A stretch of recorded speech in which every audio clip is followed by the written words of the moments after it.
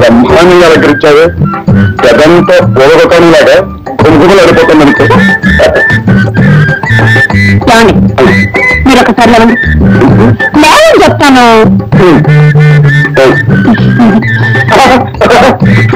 ఇంటికా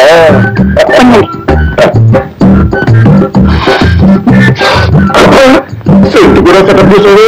అంతేకాదు, మీరు కూర్చోండి. చూడండి, మనం తినటానికి పళ్ళు, మిఠాయి, తాగటానికి పాలు అన్ని సిద్ధం చేశారు. బ్రహ్మాండంగా సెటప్ చేసావు.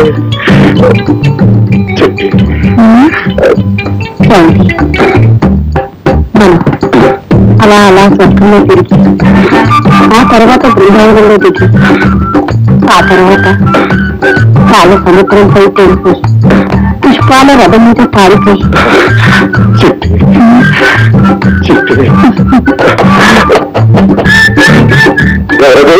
సార్ ఈ వీధిలో దొంగలు పట్టారండి, మీరు అర్జెంట్గా రావాలి సార్.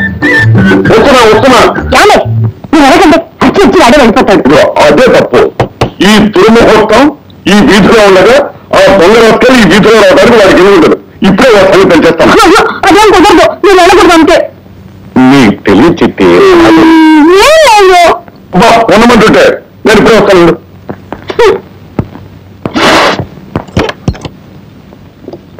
ఏమిటయ్యా, ఏం జరిగింది? ఈ వీధిలో ఆరోగ్యం ఇట్లా దొంగ పట్టాడండి. చుట్టూ జనం దిగారు, చేతులు కట్టండి. మీ ప్రజలు భయపడతారని మీ దగ్గరికి వచ్చాను. ఆయన రారు, అదే నువ్వే చూసుకోండి. రానంటూ రూల్స్ విరుద్ధం. ఏంటి మీ రూల్స్ మాట్లాడుతున్నారు? పోలీసుగా మీ డ్యూటీ చేయడం రూల్స్ అయితే, కట్టుకున్న పెళ్ళైనా నాతో కాపురం చేయడం రూల్స్ కదా. అబ్బా, నీకు తెలియదు. ఊరుకో. ఇదిగో 247 నేను డ్రెస్ వేసుకొస్తాను కదా.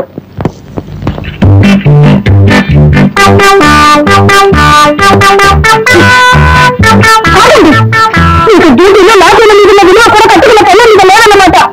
కోరి కోరి పోలీసే కావాలని పెళ్లి చేసుకున్నందుకు బాగా గుర్తు చెప్పారు. లోకల్ ఎంతమంది పోలీసులు ఉన్నారు, అందరూ ఇలాగే పెళ్ళ వదిలేసి డ్యూటీ డ్యూటీ అంటున్నారా? ఇప్పుడు నీ సూర్యంతో ఇంటి కూర్చుంటే అయితే దొంగ పడిపోతాడు. నేను వెళ్తున్నాను, నువ్వు కలిపేస్తా. అంతేనా? ఇదిగో చెప్పి, శోభం అనేది శుభకార్యమని, దొంగను పట్టుకోవడం అనేది ఘనకార్యం. ఇలాంటి ఘనకార్యాలు నేను ఎన్ని చేస్తే నాకు ప్రమోషన్ వస్తుంది. మీకు నాకేమో దొంగలు ప్రమోషన్లు తప్ప కన్నా ముద్ద ముచ్చితే అక్కర్లేదన్నమాట. నేను చెప్పాను, నా డ్యూటీ ఫస్ట్, కళ్ళం నెక్స్ట్. నీ సూర్యంతో ఇంటి కూర్చుంటే దొంగ పడిపోతాడు. అలాగే అలాగే ఇలాగే రోజు నైట్ డ్యూటీ చేస్తుందండి. నేను సంసారాన్ని మానేసి సన్యాసంలో కలిసిపోతాను. నీ ప్రజలంతలకు తెలిసిపోయి నేను డ్యూటీకి వెళ్తే మాట్లాడాను అనుకుంటున్నావా? వెళ్తున్నాను. వెళ్తున్నాను. ఆఖరిసారిగా అడుగుతున్నాను. వెళ్తున్నాను కదా. వెళ్తున్నాను.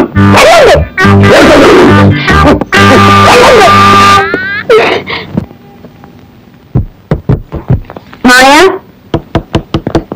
మాయా మాయా. Yes, come in, please.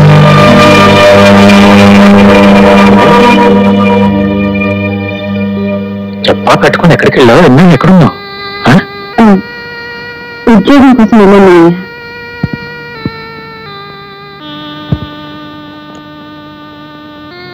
అది కాదమ్మా, ఉద్యోగానికి ఇప్పుడు అంత అవసరం వచ్చింది. అవసరం అంటారు మాయా. నీ ఆరోగ్యం పూర్తిగా పాడైపోయింది. వైద్యానికి డబ్బు సరిపోవటం లేదు. ఇన్నాళ్ళు ఎంతో ప్రాణప్రదంగా పెంచి పెద్ద చేశారు. ఇప్పుడు నేను ఉద్యోగం చేసి నీకు వైద్యం చేసిన తప్పంటారా మాయా? తప్పని కాదమ్మా, రాదు. ఎలాగైనా నేను ఒక ఇంటిదాన్ని చేయాలన్నది నా జీవితం ఎందుకు ఒకే ఒక కోరికమ్మా.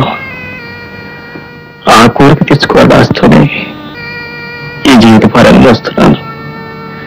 కానీ ఇప్పుడు నువ్వు ఇప్పుడు ఉద్యోగం చేసి నాకు వైద్యం చేస్తానంటున్నావు.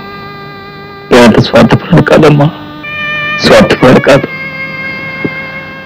పోలే, అవును, నువ్వు వెళ్ళి పని ఏమైందమ్మా? ఉద్యోగం పెరిగినంత పెరిగి చేజారిపోయినా అన్నట్లు నీ ఆరోగ్యం ఎలా ఉంది? డాక్టర్ చూస్తున్నాడా? చూస్తున్నారు. మందులు వేసుకుంటున్నారా? వేసుకుంటున్నా. అవును, ఉద్యోగం దొరకకపోతే తిన్నగా ఇంటికి వచ్చేయచ్చు కదా. ఇన్నాళ్ళు ఎక్కడున్నావు ఎందుకున్నావు? ఇలాగ పదని చెప్పాను. సరే, ఉద్యోగం ఇప్పిస్తారన్నారు కదా అని అతను చెప్పినట్టు వాళ్ళ అమ్మగారు నాకు వచ్చిన యాక్టివిటీ చేసేసాను. బట్ ఆవిడ మెచ్చుకున్నారు.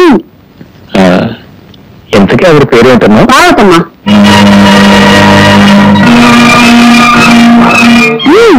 బాగా పెద్ద మంది తాటి కూడా మావయ్య ఆడగారు కొడుకు అచ్చి ఇలాగే ఉన్నాడు.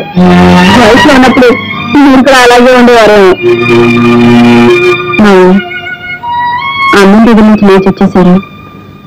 నేను ఏమైనా తప్పు మాట్లాడాను? లేదమ్మా, నువ్వేం తప్పు మాట్లాడలేదు.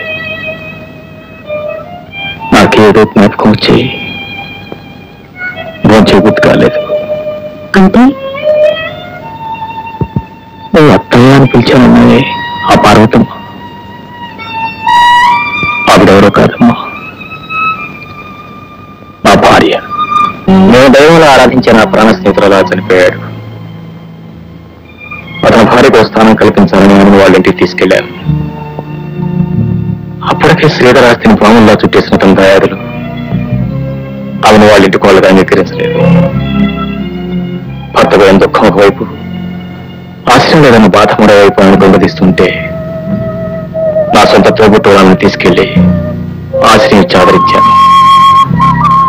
కొన్నాళ్లకు ఒక ఆడబిడ్డను నా చేతిలో పెట్టి ఆమె కూడా కన్ను మూసింది.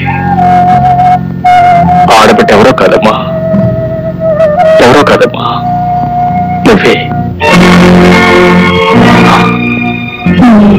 అవునమ్మా, పోగొట్టుకున్న నా స్నేహితుడిని నేనే చూసుకుంటూ బ్రతుకుతున్నాను. నా జీవితంలో కలిగిన విషాదాన్ని నేను చూసుకుంటూ మర్చిపోతున్నాను. నీ జీవితం ఎంత విషాదం, నీ గుండె ఎంత గౌరవం ఒక్క నుండి నాకు చెప్పలేదు. నా బాధని తల్లి పెంచడం ఇష్టం లేక నన్ను కూడా ఇతరులతో కలిపేశాను. అదే అది కాదమ్మా నా ఉద్దేశం. నీ ఉద్దేశం ఏదైనా నా బాధ్యత ఏమిటో అప్పుడే తెలుసుకున్నాను. అంటే నీ జీవితంలో వెలిగిన కాంతి రేఖలను మీరేదో ఉన్నారు. నీ కాంతి రేఖకి నీ జీవితంలో నీ చీకటి మార్చిన బాధ్యత కూడా ఉంది కదా. అంటే తల్లి తండ్రి నన్ను మీరు చేరపేసి ఎంతవరకు ప్రేమతో పెంచి పెద్ద చేశాను. ఆ రుణం తీర్చుకోవడానికైనా మిమ్మల్ని అట్టేది కలపాలి కదా మావయ్య. నిప్పుకి ఉప్పుకి పొత్తు కుదర్చడం ఎవరికి సాధ్యం కాదమ్మా. మీరిద్దరు నిప్పు ఉప్పు కాదు మావయ్య. ఒకరు తేనెకి మరొకరు పాలు. ఎటొచ్చి ఈ రెండుని కలిపే మార్గం వెతకాలి. ఆత్మాభిమానం గల అమ్మ ఇల్లు విడిచి వెళ్ళిపోవడానికి ఒక్క నిమిషం పట్టలేదు.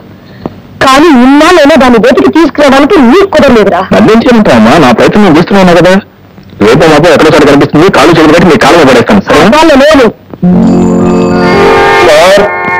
పొద్దున అదే తిరిగి ఎక్కడ నేను సార్ మీ శ్రీమతి గారిని తీసుకొని చూశాను సార్.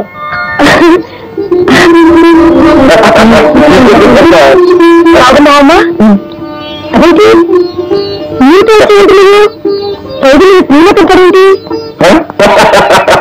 బాగేవారండి, ఈయన భార్యని శ్రీమతి అనక ఇంకేమంటారమ్మా? అదే వీళ్ళిద్దరికి ఇంత పెళ్లి కాలేదండి. పెళ్లి కాలేదా? పెళ్ళిందని పైగా ఇందుకు కొంచెం పిచ్చని కూడా చెప్పారు.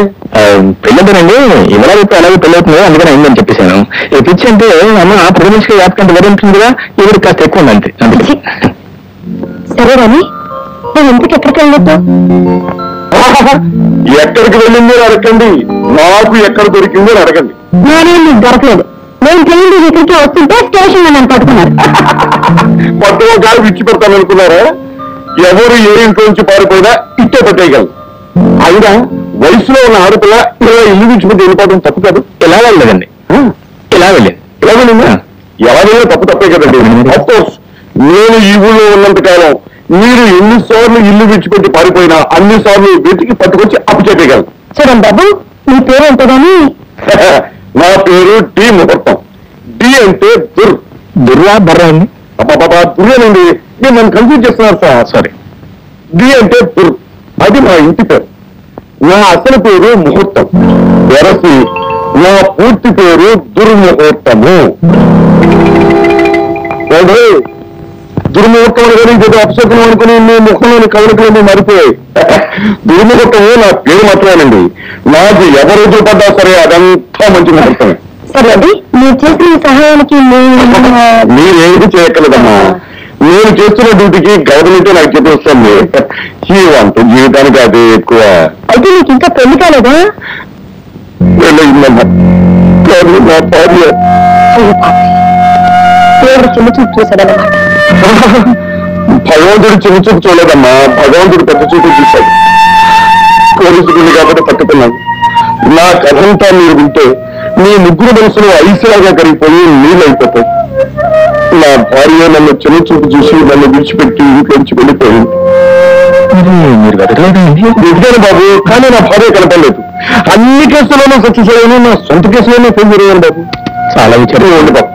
అమ్మా, నేను నువ్వు అడుగుతాను చెప్పండి. ఆడపిల్ల మగపిల్లవాడు ఒకళ్ళొకరు చూసుకుని అర్థం చేసుకుని అగ్న సాక్షిగా పెళ్ళాడి భార్యాభర్తలు ఎందుకు అవుతారు? చెగా గోరింకలాగా ఉంటూ నలుగురు బిడ్డల్లో కానీ హాయిగా సంసారం తీసుకోవాలి కదా.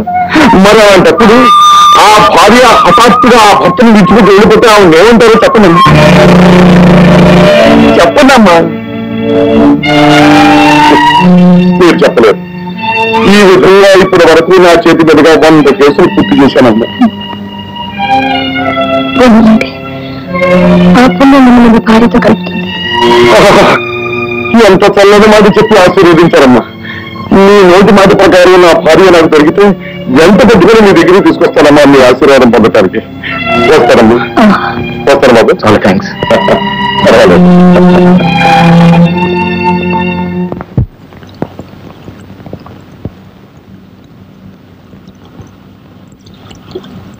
కాఫీ.